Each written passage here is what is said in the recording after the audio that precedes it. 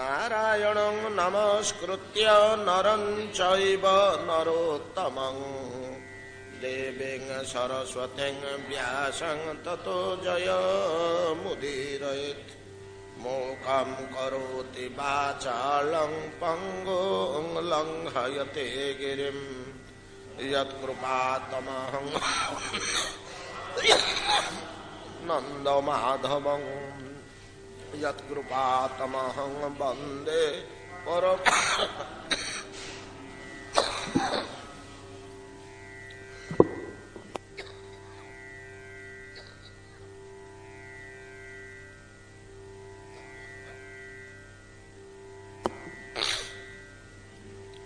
यत्कृपातमहं वन्दे परमानन्दमाधवम्। विरचिता भयं वृष्णिधुर्जते चरणम् ईयुषां संश्रुतेर्भयात् करसरोरुहं कान्तकामदं शिरसिद्धेहिन श्रीकरग्रहम् व्रजजनार्तिहन वीरजोषितां निजजनस्मय ध्वंसन स्मिता भज सखे भवत किङ्करीष्मनो जलरुहाननं चारुदर्शय प्रणतदेहिनां पापकर्षणं तृणचरानुगं श्रीनिकेतनं फणिफणार्पितं ते पदाम्बुजं कृणुकुचेषु न कृन्धिहृत्सयम् मधुरया गिरा बल्गुवाक्यया बुधमनोज्ञया पुष्करीक्षण विधि करी रिमा वीरमुह्यति रधर सिधुनां पाययस्वनः तव कथामृतं तप्त जीवनं कविभिरीडितं कल्मषापहम् श्रवणमङ्गलं श्रीमदाततं भुवि गृह्णन्ति ते भूरिदा जना।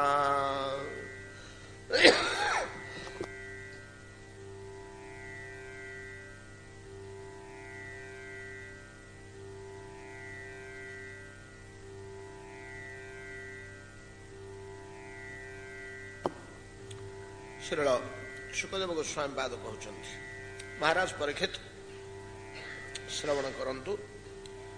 प्रजांगनागण अत्यंत आकुल कंठरे अंतःकरण आरती निवेदन करी कहउछन्ति श्याम सुंदर तुमर कथामृत रे सर्वदा आम्भंग अवगाहन करुथा। तुम कथामृत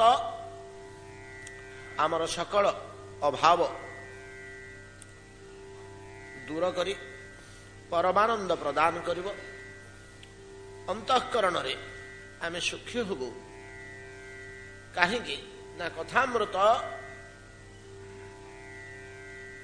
समस्त अभाव को पूरण करे। मोक्षामृत और स्वर्गामृत अपेक्षा ए दुईटर फल प्रदान करी आउ किछि अधिक मध्य प्रदान करे। तब कथामृत तप्त जीवन को शीतल करे। तेणु कविगण ब्रह्मज्ञ पुरुष मानंकर मध्य आदरणीय सेमानंकर कौनसी प्रयोजन नथिले मध्य कथामृतर आस्वादन करिथांती। कवि भिरड़ितम कलमशापह कलमश समस्त को अंतःकरणरु दूर करे धौत करे आपणकर कथामृत। ए कलमश संबंध रे आम माने आलोचना करि आसुचे। कलमश किपरि सृष्टि है, कलमश की पदार्थ ए विषय आमे यथायथ भाव रे आलोचना कले। कर्मकषाय कलुष बा कलमश अंतःकरण भितरे ताहा लिप्त हो जाई था एवं कर्मकषाय दूर करने निमंते आउ किछि व्यवस्था नाही सत्संग व्यतिरेक। तेबे कषाय को दूर करने ज्ञान ଯୋଗ ପ୍ରଭୃତିର ମଧ୍ୟ ଶକ୍ତି ଅଛି। କେବଳ ସତ୍ସଙ୍ଗରେ ଯେ ହରିକଥା ହଏ ତା ନୁହେଁ, ମିଳିତ ଭାବରେ ଯୋଗ ସାଧନ କରିବା, ମିଳିତ ଭାବରେ ଜ୍ଞାନ ଚର୍ଚ୍ଚା କରିବା, ଏହା ମଧ୍ୟ ସତ୍ସଙ୍ଗ। ଭଗବାନଙ୍କ ସମ୍ବନ୍ଧୀୟ ଆଳାପ ଆଲୋଚନା ଭକ୍ତି ବିଷୟକ ନହେଲେ ମଧ୍ୟ ଯଦି ଔପନିଷଦିକ ବ୍ରହ୍ମଜ୍ଞାନ ଚର୍ଚ୍ଚା ହେଲା ତାହା ମଧ୍ୟ ସତ୍ସଙ୍ଗ, କିମ୍ବା ଯଦି ମିଳିତ ଭାବରେ ଯୋଗାଭ୍ୟାସ କରାଗଲା ତାହା ମଧ୍ୟ ସତ୍ସଙ୍ଗ। କିନ୍ତୁ ଉଦ୍ଦେଶ୍ୟଟା ରହିବା ଉଚିତ ଈଶ୍ୱରଙ୍କୁ ପାଇବାକୁ। ରୋଗ ଦୂର କରିବା ପାଇଁ ଯଦି ଆମେ ମିଳିତ ଭାବରେ କଲେ ଯୋଗାଭ୍ୟାସ, ତାହା ସତ୍ସଙ୍ଗ ହବନି। ବିଭୂତି ଲାଭ କରିବା ପାଇଁ, ଐଶ୍ୱର୍ଯ୍ୟ ଲାଭ କରିବା ପାଇଁ ଯଦି ଆମେ ଯୋଗାଭ୍ୟାସ କଲେ ତାହା ମଧ୍ୟ ସତ୍ସଙ୍ଗ ହବନି। କାହିଁକି ନା ଈଶ୍ୱର ଭାବ ବର୍ଜିତ ଯଦି ହେଇଗଲା, ଯଦି ଉଦ୍ଦେଶ୍ୟ ଆମର ନ ରହିଲା, ମୁଁ କିପରି ଈଶ୍ୱରଙ୍କୁ ପାଇବି, ଏ ଭାବଟା ରହିଲାନି, ଅନ୍ୟ କୌଣସି କାମନା ବାସନା ପୂରଣ କରିବା ପାଇଁ ରହିଲା, ଯଥା ଐଶ୍ୱର୍ଯ୍ୟ ପ୍ରାପ୍ତି, ବିଭୂତି ପ୍ରାପ୍ତି, ବ୍ୟାଧି ରୋଗ ପ୍ରଭୃତିର ଦୂରୀକରଣ କିମ୍ବା ପ୍ରତିଷ୍ଠା ପଦବୀର ପ୍ରାପ୍ତି, ଏଗୁଡ଼ିକ ଯଦି ଆମର ଉଦ୍ଦେଶ୍ୟ ରହିଗଲା, ଏହାକୁ କୌଣସି ଅବସ୍ଥାରେ ସତ୍ସଙ୍ଗ କୁହାଯାଇ ପାରିବନି।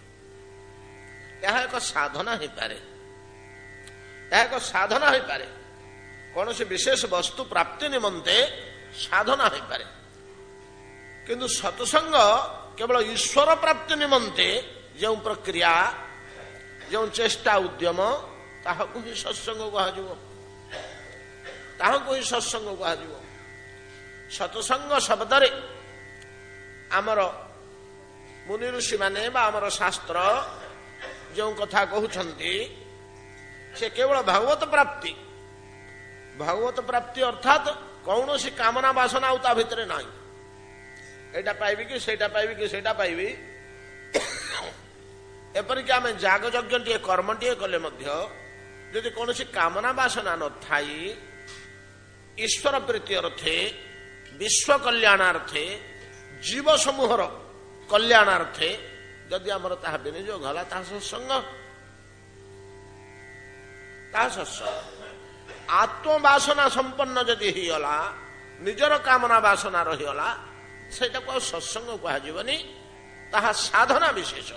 କାହିଁକି ଏତେ କଷ୍ଟ କରୁଛୁ ରେ, ସାଧୁଛୁ ନା ଏଇଟା ପାଇବି ବୋଲି। ଏ ଯୋଉ ସଂସ୍କାର କର୍ମ, ତାର ଫଳ ଭୋଗ, କର୍ମ ତ କରିଦେଲେ କାମ ତୁଟିଲା, ତାର ଫଳ ଭୋଗ ପରେ ହବ, ପୁଣି ସଂସ୍କାର ରହିବ, ପୁଣି ବୀଜ ରହିବ। ସତ୍ସଙ୍ଗରେ ଯୋଗ ଜ୍ଞାନ କର୍ମ ପ୍ରଭୃତିର ସାଧନା ଦ୍ୱାରା ସଂସ୍କାର ବଦଳିବ, ମଣିଷର ସଂସ୍କାର ବଦଳିବ, କିନ୍ତୁ ବୀଜ ନାଶ ହେଇପାରିବ ନାହିଁ। କର୍ମ ବୀଜ ଆମେ 2 ଦିନ ଧରି ଆଲୋଚନା କରୁଛେ, କର୍ମ ବୀଜ ସମ୍ବନ୍ଧରେ କାଲି ଆଲୋଚନା କରିଥିଲେ। ଆମେ କର୍ମ ବୀଜ କେମିତି ଅନ୍ତଃକରଣ ଭିତରେ ରହିଯାଉଛି, ଆଉ ସେ କର୍ମ ବୀଜ ପ୍ରୟୋଜନ ହେଲେ ପୁଣି କର୍ମ କରେଇ ଦଉଛି, ନାଇଁ କି? କାଲି ଗୋଟିଏ 2ଟି ଛୋଟିଆ ଉଦାହରଣ ଦେଇ ଆମେ ଆଲୋଚନା କରୁଥିଲେ ଯେ କର୍ମ ବୀଜଟା ରହିଛି ଯଦି ଭିତରେ, ସେ ପୁଣି ଆଉ ଥରେ କର୍ମ କରେଇ ଦଉଛି। ସଂସ୍କାର ଯେମିତି କର୍ମ କରେଇ ଦଉଛି, ବୀଜ ମଧ୍ୟ ସଂସ୍କାର ବଦଳିକିରି ଲୋକଟା ସାଧୁ ହେଇଗଲା, ତଥାପି ଯଦି ବୀଜ ଅଛି ତଥାପି କର୍ମ କରେଇ ଦଉଛି। ତେଣୁ କର୍ମର ବୀଜ ନାଶ ହେଲେ ଯାଇ କର୍ମ ସମୂଳେ ବିନାଶ ପ୍ରାପ୍ତ ହେଲା। ଆମେ ଯେଉଁ ଯେଉଁ କର୍ମ ଗୁଡ଼ିକ କରି ଆସିଛେ, ଫଳଭୋଗ ଛଡ଼ା ତ ଅନ୍ୟ ବାଟ ନାହିଁ। ଆମକୁ ନିଶ୍ଚିତ ଭାବରେ ଫଳଭୋଗ କରିବାକୁ ହବ, ସେଟା ତ କୌଣସି ବାଟରେ କଟିବନି। ନିଶ୍ଚୟ ଫଳଭୋଗ କରିବାକୁ ହବ, ବ୍ରହ୍ମା ଶଙ୍କରଙ୍କ ପର୍ଯ୍ୟନ୍ତ ଅଲବତ ଫଳଭୋଗ କରିବାକୁ ହବ। କାହାରିକୁ କୌଣସି କ୍ଷେତ୍ରରେ କର୍ମଫଳର ଏଡେଇ ଦେଇ ହେଲା, ଏ କଥାର ପ୍ରଶ୍ନ ଉଠୁନି। ନିଶ୍ଚୟ ଭୋଗ କରିବାକୁ ହବ। ଫଳ ଭୋଗ ସରିଲା ପରେ ଯୋଉ ସଂସ୍କାର ରହିଲା, କେବଳ ସତ୍ସଙ୍ଗରେ ସଂସ୍କାର ବଦଳେ। ସେଇ ସତ୍ସଙ୍ଗ ଜ୍ଞାନ ସମ୍ବଳିତ ହଉ କି ଯୋଗ ସମ୍ବଳିତ ହଉ କିମ୍ବା ଭକ୍ତି ସମ୍ବଳିତ ହଉ, ତିନିଟା ତ ସାଧନା, ଭଗବତ ପ୍ରାପ୍ତିର ମଧ୍ୟ ତିନୋଟି ମାତ୍ର ପଥ। ତ ତଦ୍ୱାରା ସଂସ୍କାର ବଦଳେ, କିନ୍ତୁ ଜ୍ଞାନ ଯୋଗ ପ୍ରଭୃତିର କର୍ମ ବୀଜ ବିନାଶ କରିବାର ଶକ୍ତି ନାହିଁ। ବୀଜ ହରତ୍ୱଂ ବୋଲି ଗୋଟିଏ ଶକ୍ତି କେବଳ ମିଳୁଛି ଭକ୍ତି ଦେବୀଙ୍କର। 6ଟି ଗୁଣ ଭିତରୁ କ୍ଲେଶଘ୍ନି ବୋଲି ଯୋଉ ଗୁଣଟି ରହିଲା, ଜୀବର ସମସ୍ତ କ୍ଲେଶକୁ ଦୂର କରେ ଭକ୍ତି, ସେ କ୍ଲେଶଘ୍ନି ଭିତରେ ବୀଜହରତ୍ୱଂ ବୋଲି ତାର ଗୋଟିଏ ଗୁଣ ଅଛି। କର୍ମ ବୀଜ ତ କୋଟି କୋଟି ଜନ୍ମ ଧରି କୋଟି କୋଟି କର୍ମ ଆମେ କରି ଆସିଛେ, ଅନନ୍ତ କର୍ମ ବୀଜ ଆମ ଭିତରେ ଭର୍ତ୍ତି ହେଇକରି ଅଛି। এই কর্ম বীজ গুড়াক হি আমକୁ পুনর্জন্ମ ଦଉଛି। বীজ ଗୁଡାକ ସଂସ୍କାର ଦଉନି କି କର୍ମ ଫଳ ଦଉନି। ଆମେ କହୁଛୁ ଫଳ ଭୋଗିବାକୁ ଅଛି ବୋଲି, ଭୋଗ ଶରୀର ଏଇଟା ହଉଛି ବୀଜ। ତେଣୁ ଏଇଟାକୁ ଭବ ବୀଜ ବୋଲି ବୁଦ୍ଧ କୌଶିକ ମୁନି କହିଛନ୍ତି। କାଲି ଆମେ ଯାହା ଆଲୋଚନା କରୁଥିଲେ, ବୁଦ୍ଧ କୌଶିକ ମୁନି ବହୁ ଗବେଷଣା କରି କର୍ମ ବୀଜର କେମିତି ବିନାଶ ହବ ପାଇଛନ୍ତି, ତାର ସନ୍ଧାନ ଏବଂ ଉଦ୍ଘୋଷଣ କରି ଜଗତକୁ କହୁଛନ୍ତି ବଡ ଉଚ୍ଚ ସ୍ୱରରେ। ତ କେମିତି କର୍ମ ବୀଜ ବିନାଶ ହବ ନା, ଭର୍ଜନଂ ଭବ ବୀଜାନଂ, ଭବ ବୀଜ ଯେ ବାରମ୍ବାର ଆମକୁ ଜନ୍ମ ହବାକୁ ପଡୁଛି, କର୍ମ ବୀଜ ତକ ଯଦି ବିନାଶ ହେଇଯିବ ଆମର ଆଉ ଜନ୍ମ ନାହିଁ, ମୋକ୍ଷାମୃତ ମିଳିଗଲା। ଭର୍ଜନଂ ଭବ ବୀଜାନଂ ଅର୍ଜନଂ ସର୍ବସମ୍ପଦାଂ ତର୍ଜନଂ ଯମଦୂତାନଂ। ଯମଦୂତ ମାନଙ୍କୁ ଧମକେଇ ଦେଇପାରିବେ ଆପଣ, ଏଡେ କଣ ପାଇଁ ଆସୁଛୁ, ତୋର ଏଠି କଣ କାମ ଅଛି? ସେମାନେ ଡରିକିରି ପଳେଇବେ, କିଏ ରେ ଆମକୁ ଧମକେଇ ଦଉଛି। କଣ କଲେ? ରାମ ରାମେତି ଗର୍ଜନ, ଉଚ୍ଚ ସ୍ୱରରେ ଭଗବତ ନାମ ସଂକୀର୍ତ୍ତନ। ଉଚ୍ଚ ସ୍ୱରରେ ଭଗବତ ନାମ ସଂକୀର୍ତ୍ତନ କଲେ ଆମ ଅନ୍ତଃକରଣ ଭିତରେ ଚଟ କରି ପ୍ରେମ ଉତ୍ପନ୍ନ ହୁଏ। ଭଗବତ ପ୍ରେମ ଉଚ୍ଚ ନାମ ସଂକୀର୍ତ୍ତନ ଦ୍ୱାରା ଆମେ ହରିନାମ ସଂକୀର୍ତ୍ତନ କରୁଛେ। ଘଣ୍ଟେ ଅଧଘଣ୍ଟେ 5 ମିନିଟ୍ 3 ମିନିଟ୍ 2 ମିନିଟ୍ ଆମ ପାଠ ସରିଲା ବେଳକୁ ଆମେ ଟିକେ 2 ମିନିଟ୍ ଅନ୍ତର ନାମ ସଂକୀର୍ତ୍ତନ କରୁଛେ। ଏ ନାମ ସଂକୀର୍ତ୍ତନର ଫଳ କଣ କି? ନାମ ସଂକୀର୍ତ୍ତନ ଟା କଣ ଫଳ ଦିଏ, କି ଫଳ ପ୍ରଦାନ କରେ? ପ୍ରତ୍ୟେକ କର୍ମର 2 ପ୍ରକାର ଫଳ ଅଛି। ମୁଖ୍ୟ ଫଳ ଗୋଟେ, ଆଉ କିଛିଟା ଗୌଣ ଫଳ। ଯେମିତି ଆମେ ଆଲୋଚନା କରୁଥିଲେ ଯେ ଆମେ ଅନ୍ନ ଭୋଜନ କରିବା କଥା ମନେ ପକାନ୍ତୁ। ଆମେ ଯେ ଅନ୍ନ ଭୋଜନ କରୁଛେ, ଅନ୍ନ ଭୋଜନର ମୁଖ୍ୟ ଫଳ ହେଲା ଜୀବନ ରକ୍ଷା। ଅନ୍ନ ଭୋଜନ କଲେ ଆମର ପ୍ରାଣ ରହିବନି, ତେଣୁ ପ୍ରାଣ ରକ୍ଷାଟା ହଉଛି ତାର। କିନ୍ତୁ ତା ସାଥିରେ ତାର ଆନୁଷଙ୍ଗିକ ଫଳ ଗୁଡ଼ିଏ ମଧ୍ୟ ଅଛି। ଜିହ୍ୱାର ତୃପ୍ତି, କ୍ଷୁଧାର ନିବୃତ୍ତି, ଶରୀରର ପୁଷ୍ଟି, ନାଇଁ କି? ଶରୀର ଦୁର୍ବଳ ଲାଗୁଥିଲା, ଖାଇବା ପିଇବାରୁ ପୁଣି ସବଳ ଲାଗିଲା। ଭୋକରେ ପେଟ ଜଳୁଥିଲା, ଖାଇବା ପିଇବାରୁ ସେ ଜ୍ୱାଳା ବନ୍ଦ ହେଇଗଲା। ଜିହ୍ୱା ଯୋଉ ନାନା ପ୍ରକାର ସ୍ୱାଦ ଚାଖିବ ବୋଲି ଚାହୁଁଥିଲା, ଜିହ୍ୱା ଲାଳସା, ସେ ମଧ୍ୟ ତୃପ୍ତ ହେଇଗଲା, ନାଇଁ କି? ଏମିତି ଆହୁରି ଅନେକ ଅଛି ଆନୁଷଙ୍ଗିକ ଫଳ, ମୁଖ୍ୟ ଏଗୁଡାକ। କିନ୍ତୁ ତାର ପ୍ରଥମ ଫଳ ହେଲା, ତାର ବାସ୍ତବ ଫଳ କଣ ହେଲା? ପ୍ରାଣ ରକ୍ଷା କରିବା। ସେମିତିକା ନାମ ସଂକୀର୍ତ୍ତନର ମୁଖ୍ୟ ଫଳ କଣ? ବୁଦ୍ଧ କୌଶିକ ଯେ ଆମକୁ କହିଲେ, କୋଉ ବାଟରେ ଆମର ଉଚ୍ଚ ନାମ ସଂକୀର୍ତ୍ତନ, ଉଚ୍ଚ ନାମ ସଂକୀର୍ତ୍ତନ, ନାମ ସଂକୀର୍ତ୍ତନ ଆମେ ଅନେକ କରୁ, ମନେ ମନେ କରୁ, ଚୁପ ଚୁପ କରୁ। ଉଚ୍ଚ କାହିଁକି ନା, ଉଚ୍ଚ କରିକିରି କରିବାକୁ ଆମକୁ କେତୁଟା ଜିନିଷ ବାଧା ଦିଏ। ବୋଧେ 3ଟା ଜିନିଷ ବାଧା ଦିଏ, ଯାହା ମନେ ହଉଛି। ଗୋଟିଏ ହଉଛି ବିଦ୍ୟାଭିମାନ, ଗୋଟିଏ ହଉଛି କୁଳାଭିମାନ, ଗୋଟିଏ ହଉଛି ଧନାଭିମାନ। କୁଳାଭିମାନଟା ଆଜିକାଲି ପଦବୀ, ମୁଁ ଏତେ ବଡ ଅଫିସରଟେ, କଣ ହାତ ଟେକିରି ନାଚିବେ ହୋ। ଆପଣ ଦେଖିଥିବେ ବଡ ବଡ ଅଫିସର ମାନେ ପଦବୀରେ ଯିଏ ଅଛନ୍ତି ସେମାନେ ମନ୍ଦିରକୁ ଆସିଲେ ଆଣ୍ଠୁ ପକେଇକି ପ୍ରଣାମ କରିବାକୁ ସଂକୋଚ କରନ୍ତି, ଏମିତି ଟିକେ କରନ୍ତି। କିଏ ତାଙ୍କୁ ଏମିତି କରେଇଲା? କାହିଁକି ଆଣ୍ଠୁ ପକେଇକି ପ୍ରଣାମ କରୁନ ଲମ୍ବ ହେଇ ମୁଣ୍ଡ ତଳେ ଲଗେଇକିରି? ତାଙ୍କ ପଦବୀଟା ତାଙ୍କୁ ସଂକୋଚ କରୁଛି। ତାଙ୍କ ପଦବୀଟା ତାଙ୍କୁ ସଂକୋଚ କରୁଛି। ମୁଁ ଏତେ ବଡ ଅଫିସରଟେ କି ଅଙ୍କଟେ କି ମନ୍ତ୍ରୀଟେ କି ସମଟେ, ଗୋଟା କୁଳାଭିମାନ ଆଗେ ଥିଲା। ଆଗେ କୁଳର ମର୍ଯ୍ୟାଦା ଥିଲା, ବର୍ତ୍ତମାନ ପଦବୀର ମର୍ଯ୍ୟାଦା। କୁଳର କୌଣସି ମର୍ଯ୍ୟାଦା ନାହିଁ ବର୍ତ୍ତମାନ, ସେଇ ଜିନିଷଟା ପଦବୀର ଅଭିମାନ ଆଜିକାଲି। ଆଉ ଗୋଟେ ହଉଛି ଧନାଭିମାନ। ବଡ ଧନଶାଳୀ ସମ୍ପତ୍ତି ଲୋକ, ଧନର ଗୋଟେ ବଡ କଦର୍ଯ୍ୟ ଗୁଣ ନାହିଁ କି ବେଶୀ ଧନ ହେଇଗଲେ ସେ ଉନ୍ମାଦ ସୃଷ୍ଟି କରେ, ଗୋଟେ ଦୁର୍ଗୁଣ। ଧନ ମଦ କହନ୍ତି ତାକୁ।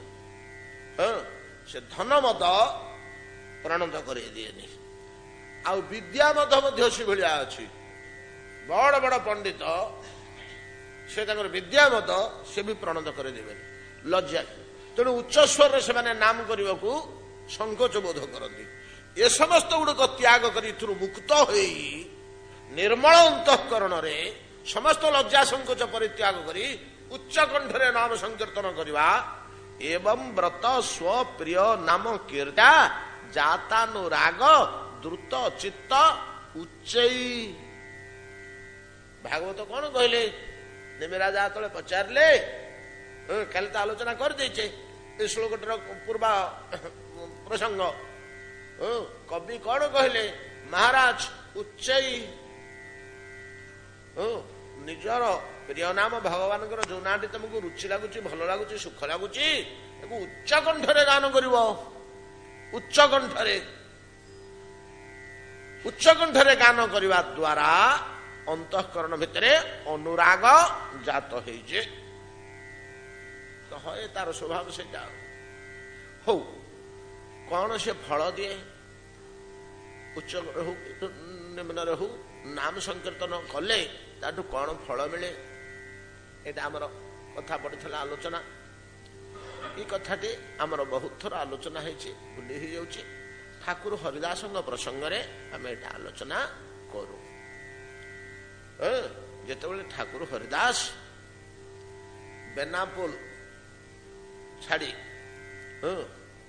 বহুত ঘটনা তো আসি গোটে অরণ্যরে রহিলে, গোটে গুম্ফা ভিতরে বসিকি হরিনাম সংকীর্তন করুথাନ୍ତି অরণ্য ভিতরে।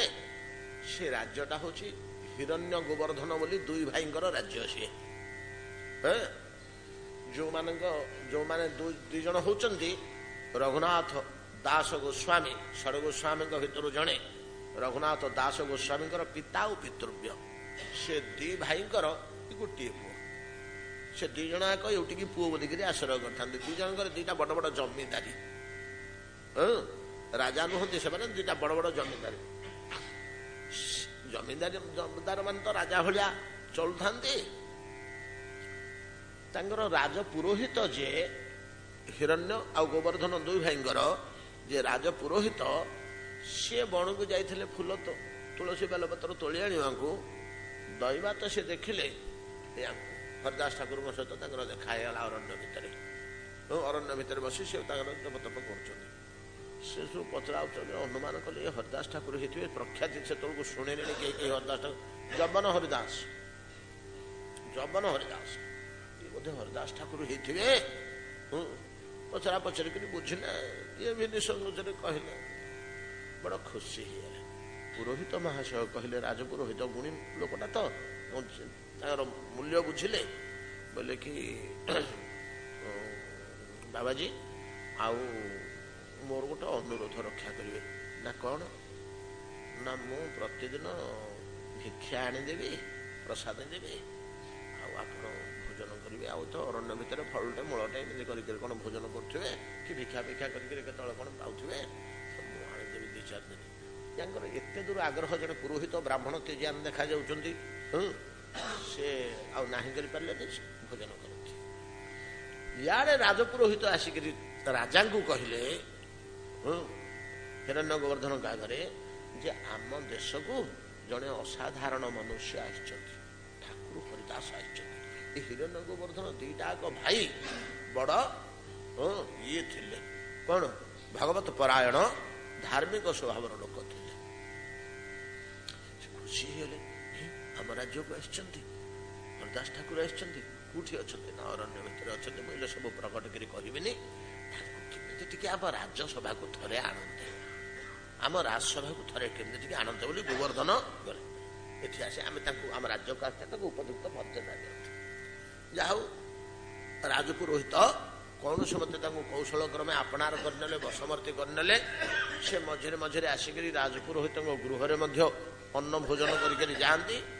ତାଙ୍କୁ କେମିତି କ'ଣ କରି ଆଜ୍ଞା ରାଜସଭାକୁ ଡାକିଲେ। ଆଉ ହରଦାସ ଠାକୁର ମଧ୍ୟ ଆସିଲେ, ବଶବର୍ତ୍ତୀ ସ୍ନେହର ସାଧୁ ସ୍ୱଭାବର ଲୋକ ଏମାନେ ସବୁ ଆସିଲେ। ଯେତେବେଳେ ବସିଛନ୍ତି କୋଉଠି ରାଜସଭାରେ, ସେଦିନ ହିରଣ୍ୟ ଗୋବର୍ଦ୍ଧନ ଦି ଭାଇ କ'ଣ କରିଛନ୍ତି ନା ରାଜକାର୍ଯ୍ୟ ଅନ୍ୟ କିଛି ଆଉ ନ କରି, ରାଜସଭାର ଯୋଉ ରାଜକାର୍ଯ୍ୟ ଆଲୋଚନା ଚର୍ଚ୍ଚା ହବା କଥା ସେଗୁଡା କିଛି ନ କରି, ଆଜି ନାମାଚାର୍ଯ୍ୟ ହରଦାସ ଠାକୁରଙ୍କର ମର୍ଯ୍ୟାଦା ସ୍ୱାଗତ ଉଦ୍ଦେଶ୍ୟରେ କେବଳ ହରିନାମ ଚର୍ଚ୍ଚା ହେବ। ହରିନାମର ମହିମା, ହରିନାମର କାର୍ଯ୍ୟ, ହରିନାମ ଉପରେ ଚର୍ଚ୍ଚା ହେଲା। ପଣ୍ଡିତ ମାନେ ଅଛନ୍ତି, 2 ଘଣ୍ଟା 3 ଘଣ୍ଟା ବସିକରି ଚର୍ଚ୍ଚା ଆଲୋଚନା କଲେ। ଚର୍ଚ୍ଚା ଆଲୋଚନା କଲା ପରେ ପଣ୍ଡିତ ମାନେ ଆଜ୍ଞା 2 ଭାଗ ହେଇଗଲେ। ଯୁକ୍ତି ତର୍କରୁ ପଣ୍ଡିତ ତ ବିଦ୍ୟାର ମଦ ଅଛି ପରା, ଯେମିତି ଧନର ମଦ ଅଛି ସେମିତି ବିଦ୍ୟାର ମଧ୍ୟ ଗୋଟେ ମଦ ଅଛି, ଯିଏ ପରିଣତ କରେଇ ଦଉନି ଜଗନ୍ନାଥଙ୍କ ଆଗରେ। 2 ଭାଗ ହେଇଗଲେ। କେହ ବୋଲେ ନାମ ହଇତେ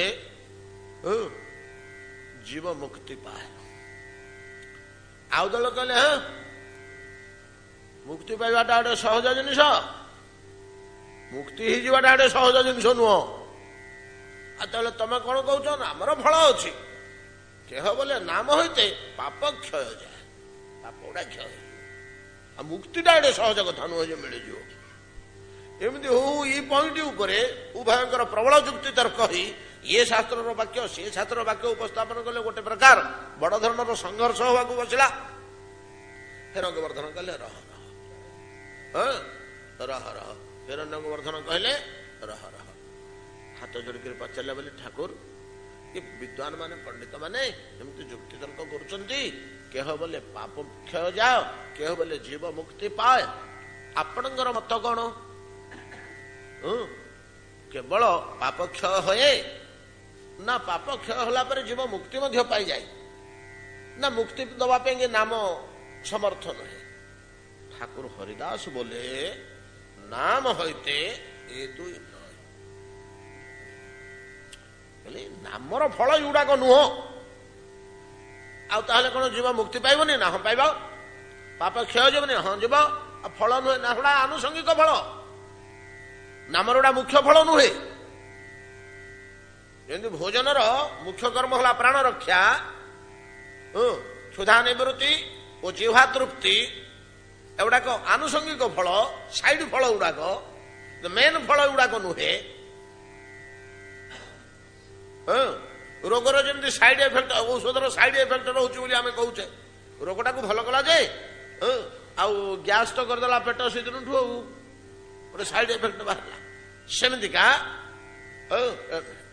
ଆଉ ତେବେ କ'ଣ ହୁଏ? ମୁଖ୍ୟ ଫଳ କ'ଣ ନାମ ସଂକୀର୍ତ୍ତନର?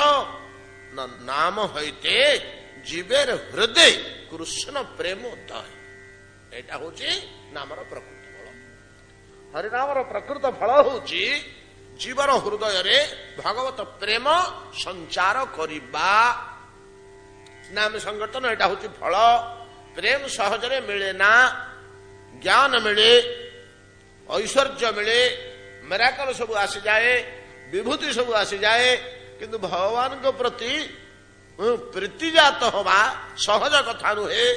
ଯଦି ଭଗବାନଙ୍କ ପ୍ରତି ପ୍ରୀତିଜାତ ହେଇଗଲା, ଭଗବାନ ବଶୀଭୂତ ହେଇଗଲେ ଭକ୍ତର, ଭକ୍ତ ଯାହା କହିବ ସେ ସେମିତି କରିବାକୁ ବାଧ୍ୟ ହେବେ।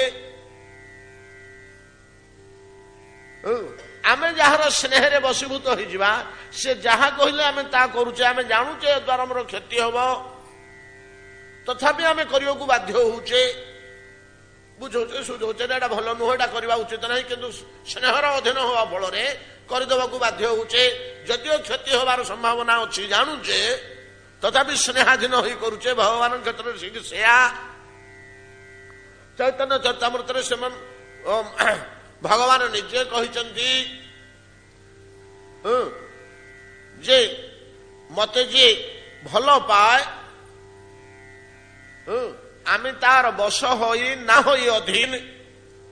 କିନ୍ତୁ ଆଉ ଗୋଟିଏ ଭଲ ପାଇବା ଅଛି, ସେ ଭଲ ପାଇବା ହେଲେ ସର୍ବଭାବେ ହୋଇ ଆମେ ତାହାର ଅଧୀନ।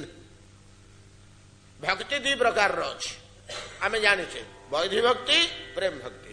ଯେତେ ସମୟ ପର୍ଯ୍ୟନ୍ତ ବୈଧି ଭକ୍ତିରେ ଜୀବଟା ଅଛି, ଭଗବାନ କହୁଛନ୍ତି ଆମେ ତାର ବଶ ହୋଇ, ମୁଁ ତାର ବଶ ହୁଏ କିନ୍ତୁ ତାର ଅଧୀନ ହୁଏ ନା, ତାର ଅଧୀନ ହୋଇଯାଏ ନା। ଆମେ ତାର ବଶ ହୋଇ ନା ହୋଇ ଅଧୀନ। କିନ୍ତୁ ପ୍ରେମ ଭକ୍ତି ଯାହା ହୃଦୟରେ ଉଦୟ ହେଲା, ପ୍ରେମ ଉଦୟ ହେଲା, ସର୍ବଭାବେ ହୋଇ ଆମେ ତାହାର ଅଧୀନ। ଏକଥା କହୁଛନ୍ତି। ଏଇ ଯୋଉ ପ୍ରେମ, ଯୋଉ ପ୍ରେମ ବଳରେ ଭଗବାନ ଭକ୍ତର ଅଧୀନ ହେଇଯାଆନ୍ତି, ଆମେ ଆଲୋଚନା କଲେ ବହୁ ପ୍ରସଙ୍ଗ ପାଇବା ଯୋଉଠି ଭଗବାନ ଭକ୍ତାଧୀନ ହୋଇ ପଡିଛନ୍ତି। ଭକ୍ତ ଯାହା କହିଲେ ତାକୁ ନାହିଁ କରିପାରୁନାହାନ୍ତି, କରୁଛନ୍ତି ବାଧ୍ୟ ହୋଇ। ଏଇଭଳିଆ ଭଗବାନଙ୍କୁ ବଶୀକରଣ କରିବାର, ଅଧୀନ କରିବାର ଶକ୍ତି କେବଳ ପ୍ରେମର ରହିଛି, ଆଉ କାହାର ହେଲେ ନାହିଁ। ସେଇ ଯୋଉ ଦୁର୍ଲଭ ପ୍ରେମ, ଏଟାକୁ ପଞ୍ଚମ ପୁରୁଷାର୍ଥ ବୋଲି କୁହାଯାଉଛି। ଆମେ ଜାଣିଛୁ ପୁରୁଷାର୍ଥ ଚାରି। ସାଧାରଣ ଭାବରେ ଧର୍ମ, ଅର୍ଥ, କାମ, ମୋକ୍ଷ। ଧର୍ମ କହିଲେ ସ୍ୱର୍ଗ ଲାଭ, ଧର୍ମ କାର୍ଯ୍ୟର ସମସ୍ତ ସୁବିଧା ସୁଯୋଗ ମିଳିବ, ଧର୍ମାଚରଣ କରିବା ପାଇଁ ସବୁ ପରିବେଶ ଠିକ ହେଇଯିବ ଏବଂ ପରିଶେଷରେ ସ୍ୱର୍ଗ ମିଳିବ। ଏଟା ହେଲା ଧର୍ମ। ଅର୍ଥ କଣ ହଉଛି ନା ନାନାବିଧ ତ ସମ୍ପଦ ସୁଲଭ ହବ ଅର୍ଥ। କାମ କଣ ହଉଛି ନା ଯାହା ଆମେ ମନରେ ବିଚାରିବା ଭଲ ଭଲ କାମ ଗୁଡ଼ିକ, ସେଗୁଡ଼ିକରେ ବାଧା ବିଘ୍ନ ନ ହେଇକି ପୂରଣ ହେଇଯାଉଥିବ, ଏଟା ହେଲା କାମ। ପ୍ରଚୁର ସମ୍ପଦ ଲାଭ କରିବା, ଅର୍ଥ ସିଦ୍ଧି। ଯାହା ଆମେ ମନରେ ମନାସିବା, ଏଇ ଗାଁରେ ଦେଉଳଟିଏ ହଉ, ଏ ମନ୍ଦିରଟି ମୁଁ ନିର୍ମାଣ କରିବି, ଏଠି ପୋଖରୀଟିଏ ମୁଁ ଖୋଳିବି, ସେଗୁଡା ସବୁ ହେଇଯିବ। ସତ୍କର୍ମ ଗୁଡାକ ଆପେ ଆପେ ହେଇଯିବ। ଏଟା ହେଲା କାମ। ଆଉ ସ୍ୱର୍ଗକୁ ଯିବା ପାଇଁ ଓ ଧର୍ମ ଆଚରଣ କରିବା ପାଇଁ ସୁନ୍ଦର ପରିବେଶ ସୁଯୋଗ ସବୁ ମିଳିଯିବ, ସେଟା ହେଲା ଧର୍ମ। ଧର୍ମ, ଅର୍ଥ, କାମ, ନାଇଁ କି? ଆଉ ତା ଉପରକୁ ରହିଲା ସର୍ବଶେଷ ଜିନିଷଟା ମୁଖ୍ୟ। ମୁଖ୍ୟ ବିଷୟରେ ଆପଣ ଜାଣିଛନ୍ତି। ମୁଖ୍ୟ କହିଲେ ଏ ସଂସାରରୁ ଉଦ୍ଧାର ହେଇଯିବା, ଆଉ ଜନ୍ମ ନ ହେବା, ଆଉ ଦେହ ଧାରଣ ନ କରିବା, ଭଗବାନଙ୍କ ଶ୍ରୀଅଙ୍ଗରେ ବିଲୀନ ହେଇଯିବା ବା ନିରାକାର ବ୍ରହ୍ମ ଦେହରେ ବିଲୀନ ହେଇଯିବା, ଏଟାକୁ ମୁଖ୍ୟ କହନ୍ତି। ଧର୍ମ, ଅର୍ଥ, କାମ, ମୋକ୍ଷ ଚାରୋଟି ପୁରୁଷାର୍ଥ ଆମର ମୁନି ଋଷିମାନେ ନିର୍ଣ୍ଣୟ କରିଛନ୍ତି। ଏ ଜଗତରେ ବଞ୍ଚିବାକୁ ହେଲେ ଏ ଚାରିଟା ଯାହା ପାଖରେ ଅଛି, ସେ ବଡ଼ ସୁଖୀ, ସେ ବଡ଼ ସୁଖୀ, ତାର ବିଶେଷ ଦୁଃଖ ନାହିଁ। ମୋକ୍ଷରେ ତ ପରମ ସୁଖ ଅଛି। କିନ୍ତୁ ୟା ଉପରୁ ଗୋଟେ ପଞ୍ଚମ ପୁରୁଷାର୍ଥ ଅଛି, ଯାହା ନାଁ ହଉଛି ପ୍ରେମ। ଏଟା ଅତ୍ୟନ୍ତ ଦୁର୍ଲଭ ହେଇଥିବାରୁ ଭକ୍ତିଙ୍କର 6ଟା ଗୁଣ ଭିତରେ ସୁଦୁର୍ଲଭ ବୋଲି ନାହିଁ କି? ଆମେ ସୁଦୁର୍ଲଭ ବୋଲିକିରି ଗୋଟିଏ ଶବ୍ଦଟେ ତା ଭିତରେ ଆସୁଛି, କ୍ଲେଶଗ୍ନି ଶୁଭଦା ମୋକ୍ଷ ଲଘୁତା କରୁତୁ ସୁଦୁର୍ଲଭା। ଇଏ ଦୁର୍ଲଭ ହେଇଥିବାରୁ ମନୁଷ୍ୟ ମାନଙ୍କ ପାଇଁ ଏଇଟା ସହଜ ସମ୍ଭବ ନୁହଁ। ପ୍ରେମ ଲାଭ କରିବା ସହଜ, କାଁ ଭାଁ କାହା ପାଖରେ କୋଉଠି କେମିତି ଟିକେ ଭଗବତ ପ୍ରୀତି ଦୁଷେ କୋଉ କାଳରେ, ନହେଲେ ଗୁଡାକ ସହଜରେ ସୁଲଭ ହୁଏନି। ତେଣୁ ସୁଦୁର୍ଲଭ ବୋଲି କୁହାଯାଇଛି। ଏତାଦୃଶ ଯୋଉ ପ୍ରେମ, ସୁଦୁର୍ଲଭ ପ୍ରେମ, ଭଗବାନଙ୍କୁ ଅଧୀନ କରିପାରିବାର ଯୋଉ ପ୍ରେମ, ଏ ପ୍ରେମଟା ନାମ ସଂକୀର୍ତ୍ତନରୁ ଜାତ ହୁଏ। ନାମ ସଂକୀର୍ତ୍ତନରୁ ଜାତ ହୁଏ। ଏ ପ୍ରେମ ଯେତେବେଳେ ନାମ କରୁ କରୁ ହୃଦୟକୁ ପ୍ରେମ ଆସିଯାଏ, ଅଥବା ମୁଗ୍ଧ ଚିତ୍ତରେ ଭଗବତ କଥା ଶ୍ରବଣ କରୁ କରୁ, ନାମ ସଂକୀର୍ତ୍ତନ କରୁ କରୁ, ନାମ ସଂକୀର୍ତ୍ତନ କରୁ କଣ କଣ ହବ? ଏବଂ ବ୍ରତ ସ୍ୱପ୍ରିୟ ନାମ କୀର୍ତ୍ୟା ଜାତାନୁରାଗ ଦ୍ରୁତଚିତ୍ତ ଉଚ୍ଚୈ ହସତି ଅଥ ଗାୟତି ରୋଦତି ରୌତି ଉନ୍ମାଦବତ ନୃତ୍ୟତି। ଏମିତି ପାଗଳ ହେଇଯାଏ, ପାଗଳ ହେଇଯାଏ, ଏ ପ୍ରକାର ପାଗଳ ହେଇଯାଏ। ଏ ପାଗଳାମି ଆସିବା ପୂର୍ବରୁ ନାମ ସଂକୀର୍ତ୍ତନ ତାକୁ ପାଗଳାମି କରେଇଦେଲା, ପାଗଳ କରେଇଦେଲା।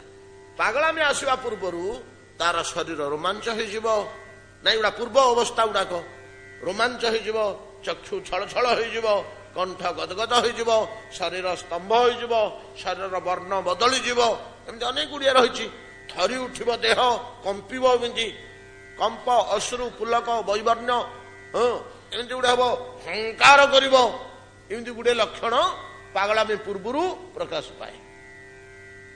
ପାଗଳାମୀ ପୂର୍ବରୁ ଏମିତି ଗୁଡେ ଲକ୍ଷଣ ପଡେ।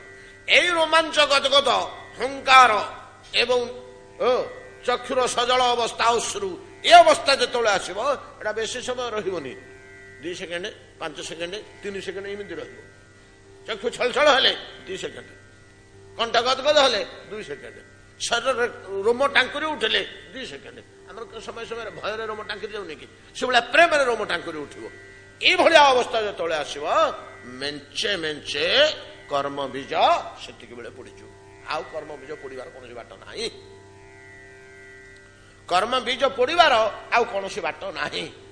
ଶ୍ୟାମ ବନ୍ଧୁ ତବ କଥାମୃତ, ନାମ ସଂକୀର୍ତ୍ତନରେ ଆସିବା କଷ୍ଟ, ଦୀର୍ଘ ଦିନ କରି ନିଷ୍ଠାପର ଭାବରେ ସବୁ ଛାଡି ଉଚ୍ଚ କଣ୍ଠରେ ନାମ ସଂକୀର୍ତ୍ତନ କଲେ ଏ ଅବସ୍ଥା ଆସିବ।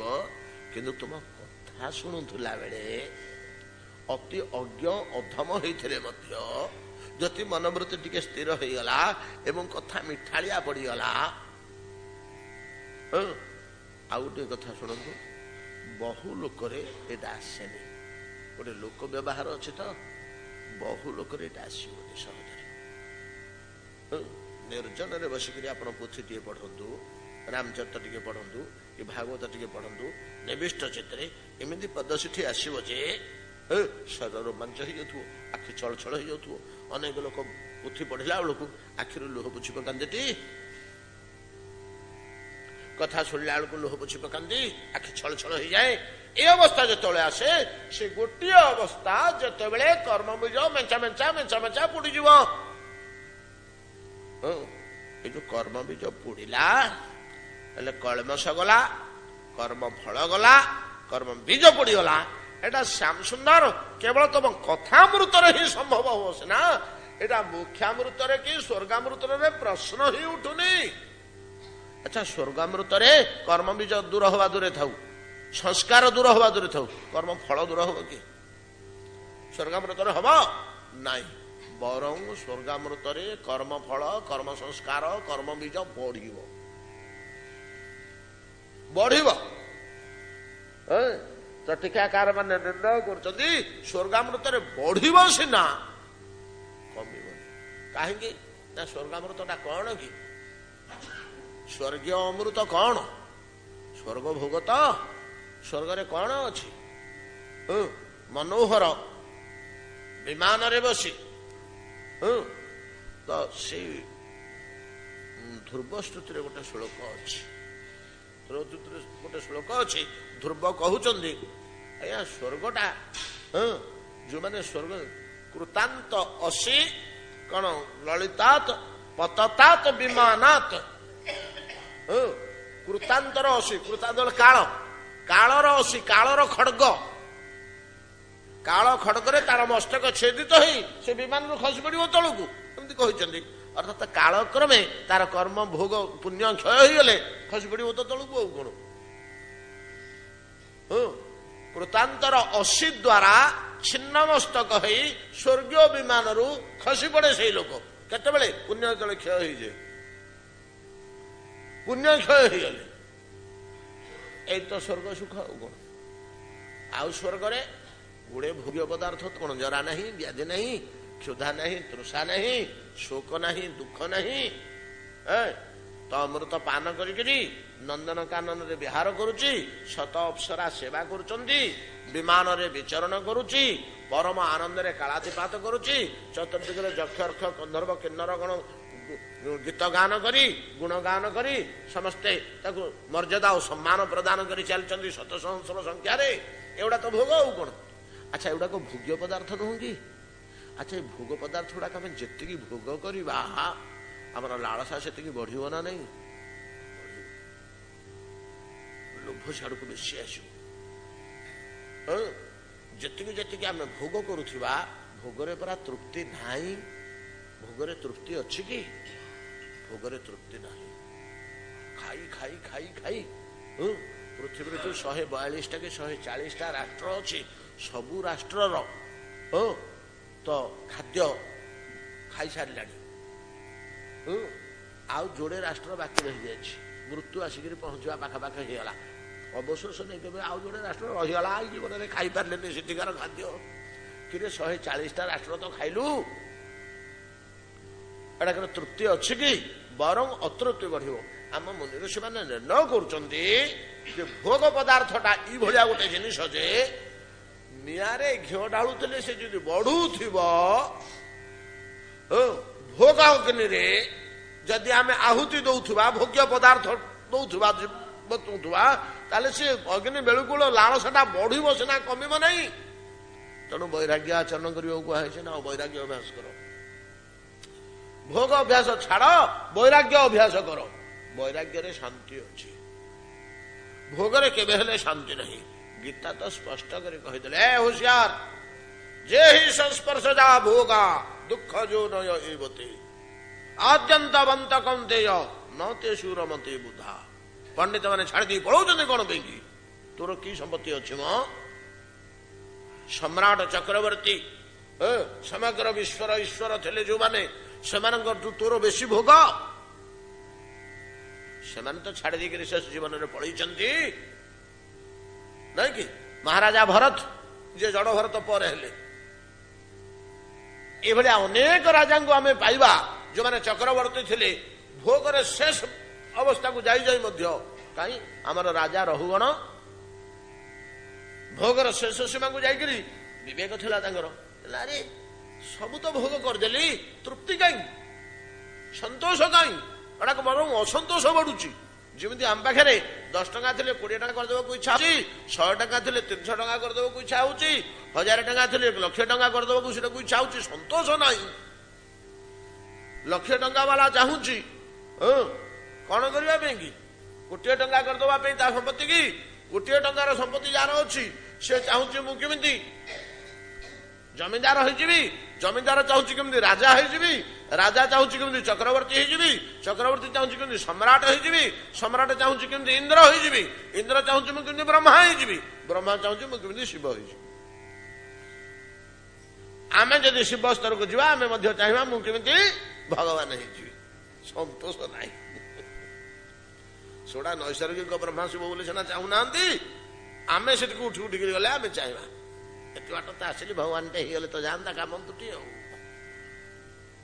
ଆମ ଭିତରୁ ଅନେକ ଭଗବାନ ହେଇଯାଉଛନ୍ତି ଆଜ୍ଞା, ଯାହା ସେଟା ଆମର ଆଲୋଚନା କରିବା ଆବଶ୍ୟକ ନାହିଁ। ଯୋଉମାନେ ସେଇଭଳିଆ ସ୍ତରକୁ ଟିକେ ପଳଉଛନ୍ତି ଉଚ୍ଚକୁ, ଏତେ ଲାଳସା ଯେ ନିଜକୁ ଭଗବାନ ରୂପେ ମଧ୍ୟ ସେମାନେ ପ୍ରତିଷ୍ଠା କରୁଛନ୍ତି। ଭଗବାନଙ୍କୁ ତ ଶାସ୍ତ୍ର ପ୍ରତିଷ୍ଠା କରିବ, ଯାହାକୁ ଗୀତା ଭାଗବତ ଉପନିଷଦ ବେଦ ବେଦାନ୍ତ କହିବେ ଏଇଟା ଈଶ୍ୱର ବୋଲି ତ ତାଙ୍କୁ ସମସ୍ତେ ମାନିବେ। ଆଉ ତୁମେ ମୁଁ ଭଗବାନ ବୋଲିକିରି କହିଲେ କି 10-25 ଜଣଙ୍କୁ ଧରିକିରି ପ୍ରଚାର କରେଇଲେ ଲୋକେ ମାନିବେ, ନିନ୍ଦା କରିବେ, ପଛରେ ସମାଲୋଚନା କରୁଛନ୍ତି। ଭଗବାନ ବୋଲି ମାନିବା ଦୂରେ ଥାଉ, ଖୁବ କଟୁ ସମାଲୋଚନା କରୁଛନ୍ତି। ଏତକ ବୁଝିପାରୁନାହାନ୍ତି, ଅଭିମାନ ଏଭଳିଆ କରିଦଉଛି। ଯାହା ହଉ, ବୁଝିବା କଥା କଣ ନା, ଭୋଗରେ କେତେବେଳେ ହେଲେ ପରିତୃପ୍ତି ନାହିଁ, ଲାଳସା ବେଳକୁ ବେଳ ବଢେ, ଆଉ ଭୋଗ ବଢି ବଢି ଯାଏ। ଭୋଗ ଯେତେବେଳେ ବଢି ବଢି ଗଲା, ଭୋଗ ନିମନ୍ତେ କର୍ମ ମଧ୍ୟ କଲା, କର୍ମର ଫଳ ବଢିଲା, ଭୋଗ ଫଳ ହେଇପାରେ, ଭୋଗ ଫଳ ବଢିଲା, ତାର ସଂସ୍କାର ବଢିଲା, ତାର ବୀଜ ବଢିଲା, ଆଉ କମିଲା କୋଉଠି?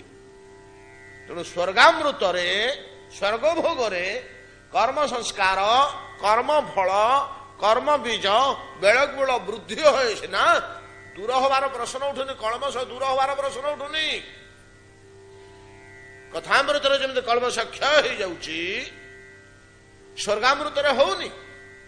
ଏବଂ ଠିକ ତଦ୍ରୂପ ସ୍ୱର୍ଗାମୃତ ତୁଲ୍ୟ ମୋକ୍ଷାମୃତରେ ମଧ୍ୟ କର୍ମ ଫଳ, କର୍ମ ସଂସ୍କାର, କର୍ମ ବୀଜ କ୍ଷୟ ହଉନାହିଁ। ନା ହଉଛି?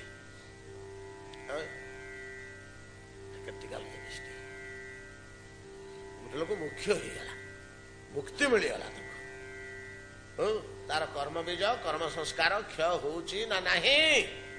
ନା। ପ୍ରମାଣ, ପ୍ରମାଣ ହଉଛି ଜୀବନ ମୁକ୍ତ ଅବସ୍ଥା। जीवन मुक्त अवस्था। अल्प दिन पूर्वे जीवन मुक्त अवस्था उपरे आम अल्प टिके आलोचना करथिले मन होछि कि जने लोक को जीवन मुक्त बोली केतेबेले कुहाजिब,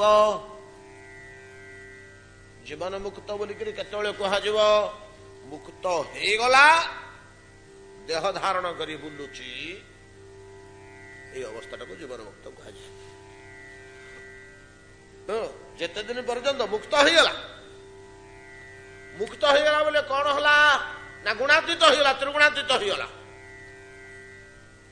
तीन गुण पार हो गला, माया को अतिक्रम करिगला, मायार प्रभाव ता उपरे नाही, त्रिगुणर प्रभाव ता उपरे नाही।